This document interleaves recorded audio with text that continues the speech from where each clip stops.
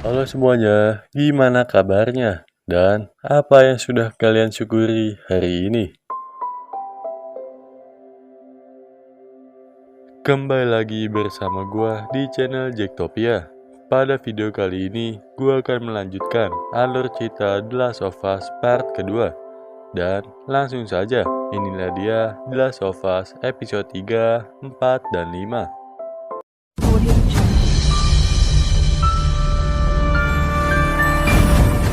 Di awal film, kita diperlihatkan dengan Joel dan Ellie yang telah berhasil kabur dari museum sebelumnya. Saat ini, mereka sedang berada di hutan dan akan menuju ke suatu tempat. Di tengah perjalanan itu, Ellie sering menanyakan beberapa hal kepada Joel. Sepertinya Ellie ingin lebih dekat dengan Joel. Hingga akhirnya mereka tiba di suatu bangunan. Di sanalah ternyata Joel dan Tess memiliki tempat persembunyian senjata rahasia. Saat Joel sedang sibuk menyiapkan perlengkapan, Ellie yang bosan mencoba masuk ke sebuah ruangan bawah tanah. Di dalam ruangan itulah Ellie menemukan sebuah barang dan juga zombie yang terjebak oleh bebatuan. Ellie yang melihat zombie itu mencoba untuk mendekatinya, dan ia juga langsung membunuhnya.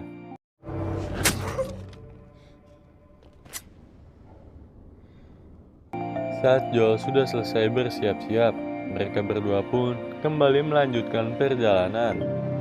Setelah itu, Ellie penasaran dengan bagaimana awal mula kemunculan jamur Cordyceps. Karena belum ada yang tahu pasti bagaimana kemunculannya, jadi Joel hanya menyimpulkan bahwa jamur itu menyebar melalui bahan makanan yang dikonsumsi oleh semua orang. Orang yang terinfeksi kemudian berubah menjadi zombie lalu menggigit orang lain, hingga dunia pun berubah menjadi seperti ini. Tak lama kemudian, Ellie dan Joel melewati tumbukan tulang belulang manusia. Terlihat jelas mereka semua bukanlah korban infeksi zombie. Karena kalau orang terinfeksi sudah mati, pasti mayatnya akan ditumbuhi jamur. Scene beralih pada tahun 2003. Pasukan tentara mengevakuasi semua warga di sebuah kota kecil. Para warga itu dijanjikan akan mendapatkan tempat perlindungan yang aman dan nyaman. Tapi nyatanya, pasukan tentara itu akan membunuh mereka semua. Namun ternyata, ada satu orang yang tidak ikut dievakuasi. Ia adalah seorang laki-laki bernama Bill. Ternyata, Bill sengaja bersembunyi di ruang bawah tanahnya karena ia tahu para tentara tidak bisa dipercaya dalam situasi seperti ini. Setelah semua orang dibawa pergi, kota kecil itu kini hanya dihuni oleh Bill sendirian. Ia pun mulai mempersiapkan segala sesuatu untuk bertahan hidup. Mulai dari membuat pagar di sekelilingnya, melengkapi pagar besi itu dengan listrik tegangan tinggi, serta jebakan di dekatnya untuk berjaga-jaga jika ada zombie atau bandit yang akan mendekat. Selain itu, Bill juga mulai berkebun dan berternak hewan agar hasilnya bisa ia konsumsi. Begitulah ia menjalani hidupnya bertahun-tahun sampai di tahun 2007. Ia pun bertemu dengan seseorang yang tidak sengaja terkena salah satu jebakannya. Pria itu bernama Frank. Frank mengatakan bahwa ia berasal dari daerah Baltimore dan menjadi satu-satunya orang yang selamat dari rombongannya. Setelah Bill memeriksa kondisinya, ia pun percaya bahwa Frank tidak terinfeksi karena merasa kasihan kepada Frank. Ia pun kemudian mengajaknya untuk makan di kediaman miliknya. Setelah mandi, Frank pun dijamu makanan yang sangat lezat hingga membuat dirinya terharu. Mulai saat itu, Bill pun menerima keberadaan Frank dan mereka pun hidup bersama. Hingga akhirnya di tahun 2010, Frank berkenalan dengan Joel dan Tess melalui radio dan mengundangnya untuk datang ke rumah mereka. Bill awalnya tidak setuju dengan keputusan Frank karena ia tidak mempercayai orang lain. Pada akhirnya, Bill menyetujuinya setelah Frank meyakinkan bahwa bagaimanapun mereka membutuhkan orang lain. Singkat cerita, Joel dan Tess akhirnya berkunjung ke rumah mereka. Sejak saat itulah, mereka berempat mulai menjalin hubungan persahabatan dan saling bantu satu sama lain. Pada suatu malam, rumah Bill dan Frank tiba-tiba saja diserang oleh para bandit yang ingin menjarah tempat tersebut. Saat itu, Bill sempat terkena tembakan. Untungnya, Frank datang dan langsung membantu Bill. We gotta get you inside. No! Dalam kondisi seperti itu, Bill terus saja meminta Frank untuk menghubungi Joel agar bisa membantu Frank ke depannya. Bill meminta hal tersebut karena ia tahu hidupnya tidak akan lama lagi. Namun Frank tidak peduli dan tetap lanjut berusaha untuk mengobati luka tembakan pada tubuh Bill, sehingga Bill pun berhasil diselamatkan. Karena kejadian itu, mereka pun berhasil hidup hingga tahun 2023. Terlihat pada tahun itu, kondisi mereka sudah sangatlah tua.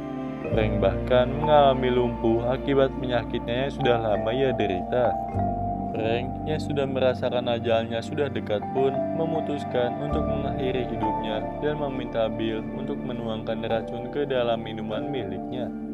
Karena persahabatan mereka yang sudah lama, Bill pun ternyata sudah menuangkan racun ke dalam minuman miliknya juga dan berniat meninggal bersama dengan damai. Kembali ke Joel dan Ellie, mereka berdua pun akhirnya sampai di kediaman Bill dan Frank. Terlihat juga kondisi tempat itu yang sudah tak terawat, sehingga membuat Joel bingung. Sesampainya di dalam rumah, mereka pun menemukan secarik surat yang ditulis langsung oleh Bill. Dalam surat itu, Bill mengatakan bahwa ia dan Frank sudah meninggal dunia dan jasad mereka pun sudah tertidur tenang di dalam kamar itu. Ia pun meninggalkan semua perlengkapan miliknya dan mengizinkan Joel jika seandainya ia membutuhkan barang tersebut. Karena di sana ada mobil, Joel pun memutuskan memakainya untuk mencari keberadaan Tommy. Dan ia juga tak lupa untuk mengambil suplai makanan secukupnya untuk perbekalan mereka. Setelah mempersiapkan semua yang dibutuhkan, Joel dan Ellie kembali melanjutkan perjalanan dari kediaman Bill dan Frank. Joel menceritakan tentang Tommy yang merupakan anggota Firefly. Ia berniat menemui Tommy untuk menanyakan lokasi lab milik Firefly. Di tengah perjalanan itu, Ellie sempat bertanya kepada Joel tentang Tommy. Seperti yang kita ketahui bahwa Tommy merupakan adik Joel yang dahulu sempat menjadi pasukan tentara. Namun ia mengundurkan diri dan lebih memilih menjadi buruh bangunan bersama Joel. Sejak kecil, Tommy emang selalu mempunyai ambisi untuk menjadi pahlawan bagi orang lain. Hingga setelah wabah zombie ini terjadi, ia kemudian memutuskan untuk bergabung dengan organisasi Firefly untuk menyelamatkan dunia. Namun, keputusannya itu salah, sehingga setelah bertahun-tahun bersama Firefly, kini ia diketahui sudah keluar dan sendirian di luar sana. Oleh sebab itulah, Joel terpaksa keluar dari zona karantina untuk mencari Tommy. Setelah itu, cerita Joel terhenti karena jalanan yang mereka lalui banyak mobil yang menghalangi. Alhasil, Joel dan Ellie terpaksa mengambil jalan lain dengan melewati daerah bernama Kansas City.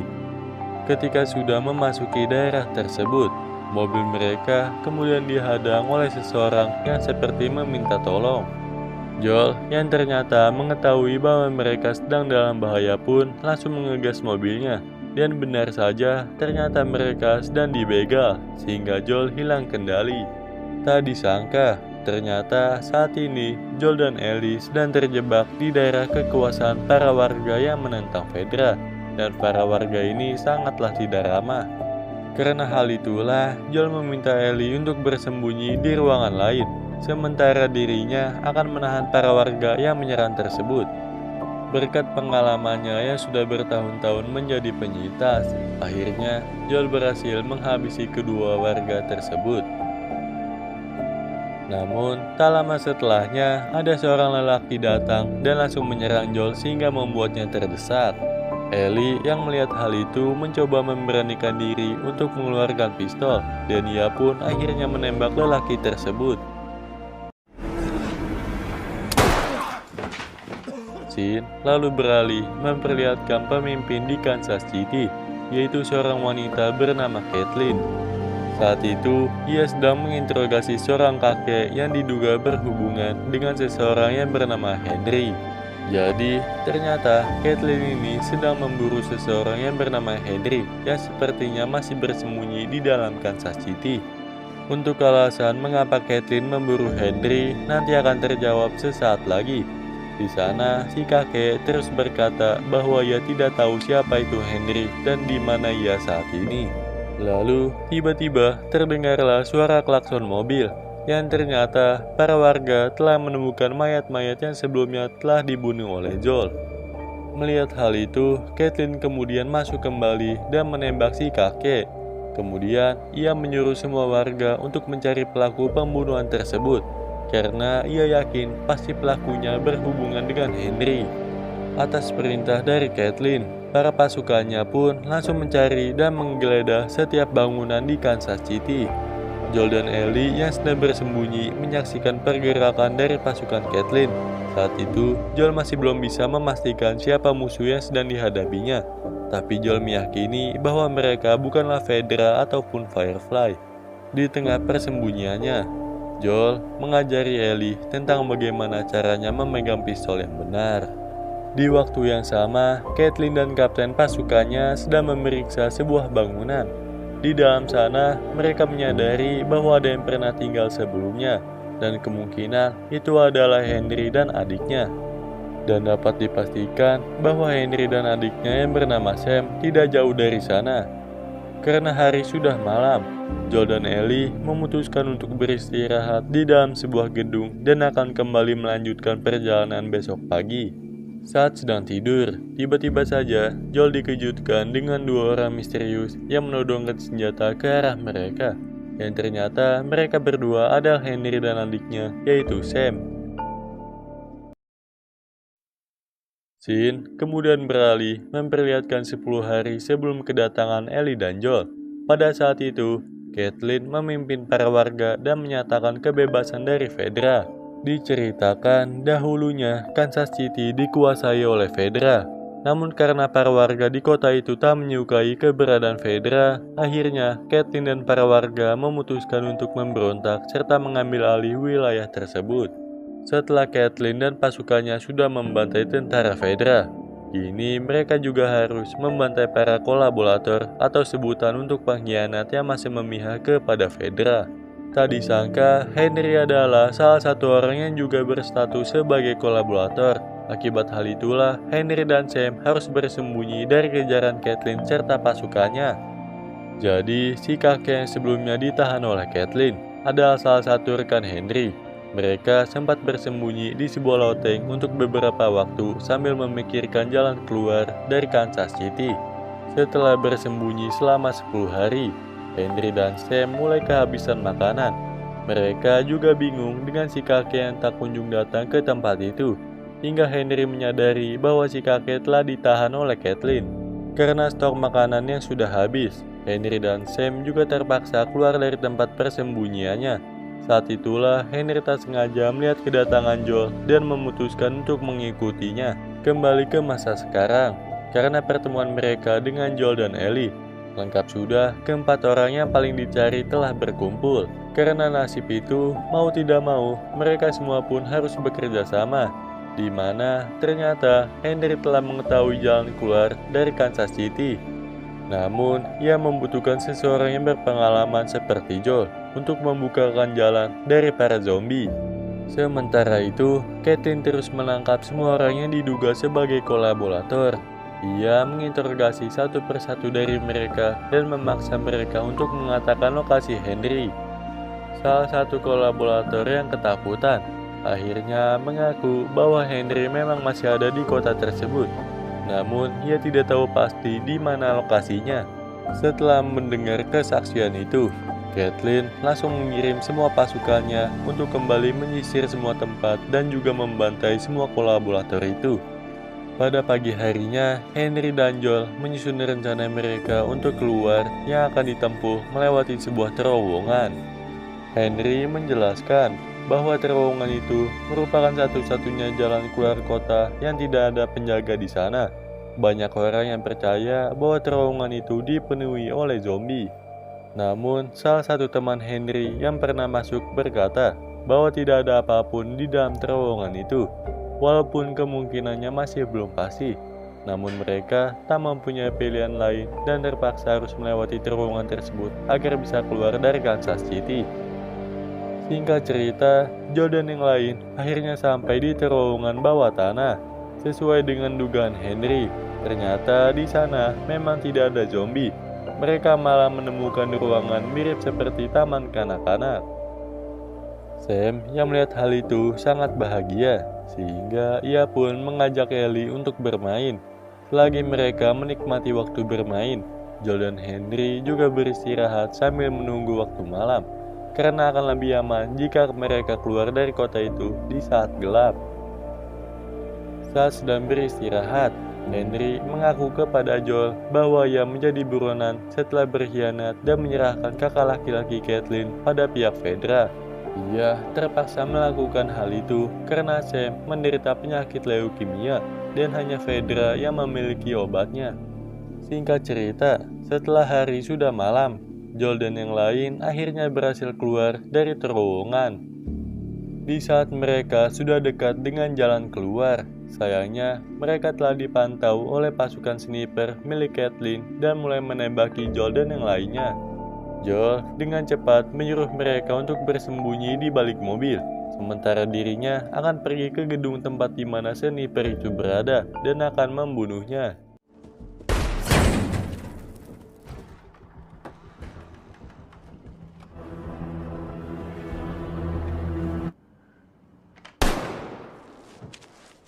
Setelah berhasil membunuh sniper itu, Joel mendengar suara Caitlin dari radio komunikasi, di mana Caitlin berkata bahwa ia dan pasukannya segera tiba di sana. Mendengar hal itu, Joel langsung berteriak dan menyuruh Ellie, Henry, dan Sam untuk segera pergi dari sana. Joel yang kini memegang sniper pun berusaha menghentikan mobil Caitlin dan pasukannya dengan cara menembakinya dari kejauhan. Sampai akhirnya salah satu mobil kehilangan kendali karena terkena tembakan Joel.